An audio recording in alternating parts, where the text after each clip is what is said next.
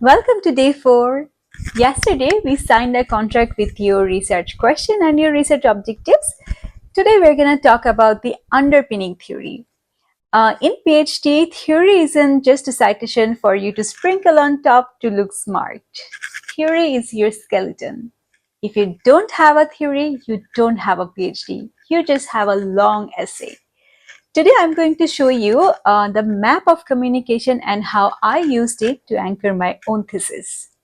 According to Robert Craig and M. Griffin, all communication theories live in 7 neighborhoods or traditions. To be a doctor, you need to know which neighborhood you live in.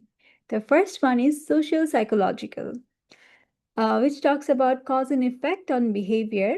Example is, does watching a 5-second ad make you buy a burger? The second neighborhood is cybernetics, which talks about system flows and feedback loops. Example is how information moves through a corporate office. The third one is rhetorical, which talks about art of persuasion and discourse. Example is how a politician uses metaphors to win votes. Fourth one is semiotic, which talks about signs, symbols, and shared meaning. As an example, we can see that why we associate the blue check mark or tick mark with authority. The fifth one is social cultural tradition, which talks about communication creates social reality. Example is how slang in a gaming community creates a shared culture. The sixth one is critical tradition, which talks about power, ideology, and operation. Example is how media ownership controls what we are allowed to think. And the last one is phenomenological, which talks about individual lived experience. For example, what it feels like to be ghosted on a dating app.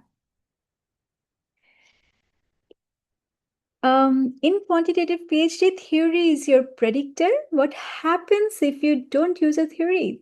You fall into the bachelor's trap, which is your work becomes a report. You're just describing what happened, not explaining why. Or in the master's trap, where you have data but no lens, you can't see the bigger picture. Or the PhD death sentence. Without an underpinning theory, you have no theoretical contribution. And without a contribution, you don't get the doctor title. It's that simple. Let's look at my thesis. I'm in the socio-psychological tradition. My skeleton is Media System Dependency Theory by Bill Rokesh and DeFleur. Here is how I leveled it up for a PhD. The theory base, how I used it, media system dependency says that the more a person depends on media to meet their goals, the more important that media becomes to them. I use this to explain why millennials are stuck in a loop with news brands.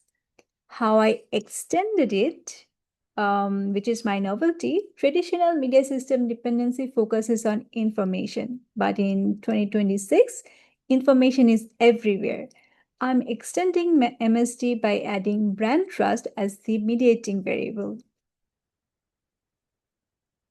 And the contribution, I'm arguing that dependency isn't just about needing information anymore. It's about the psychological contract with the brand.